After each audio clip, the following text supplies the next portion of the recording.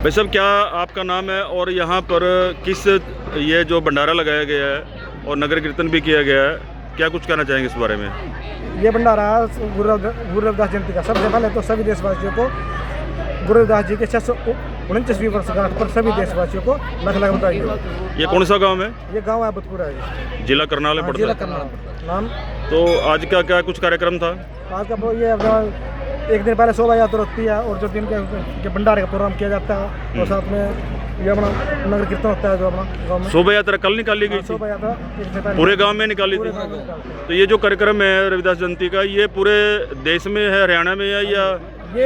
ये जो रविदास का प्रोग्राम है ये पूरे ऑल इंडिया ऑल इंडिया में है। तो आपके गांव में कितने लोगों ने भाग लिया? लगभग सारा गांव पूरा गांव है जी, पूरा गांव इनवाइट किया गया था। पूरा गांव लंगर चक्के गया, पूरा गांव में, पूरे गांव में मतलब शामिल था कार्यक्रम में। और कोई मुख्य अतिथि आया था इस कल आए थे संजय मेला, संजय मेला आया था कोई? माजरे वाले। जी जी जी जी।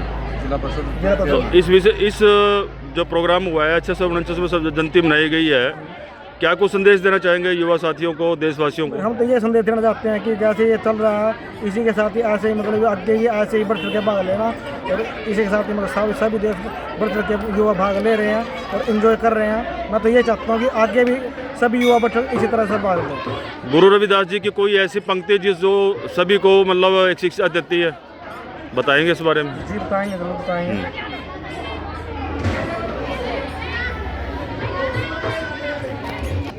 रविदास जी की पंक्ति थी, ऐसा राज चाहूँ मैं है जहाँ मिले सबको आनंद, छोटा बड़ो सब समय बसे, रविदास रहे जी प्रसन्न। इसका क्या अर्थ है? इसका यही है, अभी ऐसा राज होना चाहिए कि सबको अन्न मिले और छोटो बड़ों का आदर हो और इसकी जो गुरु जी से भी प्रसन्न रहे जी।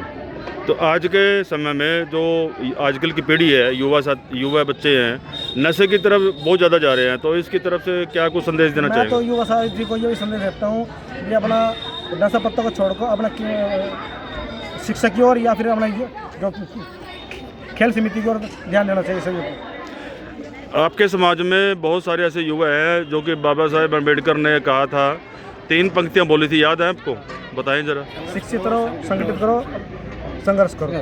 तो इस पे आप कितने खरे उतरे? इस पर हम लगातार कंटिन्यू वर्क कर रहे हैं और उसकी हम कमेटी बनाई उसमें साथ में। पूरे भारत में टीना डाबी है IAS जो राजस्थान से है, वो 2 करोड़ का इनाम जीत के आई है, जो आपके समाज की है। पूरे भारत में उसने नाम कमाया और वो मतलब दोनों बहन IAS बनी है। ऐसे बहुत सारे अधिकारी हैं जो आपके समाज के बड़े बड़े उच्च पदों पर रह गए हैं।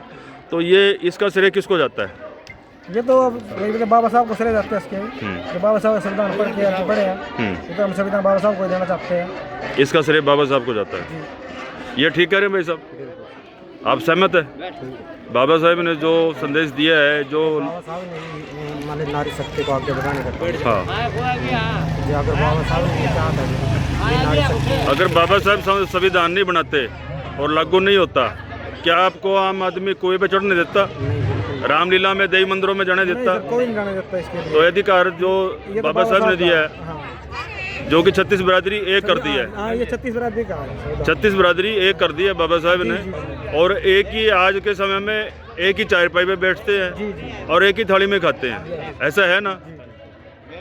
तो एक बार इस खुशी में बाबा साहब के बारे में कोई एक नारा लगा दे, अच्छा है। क्या ये बाबा साहब का संविधान तो ये तो जय भीम जय भारत। जय भारत, बहुत अच्छी बात है।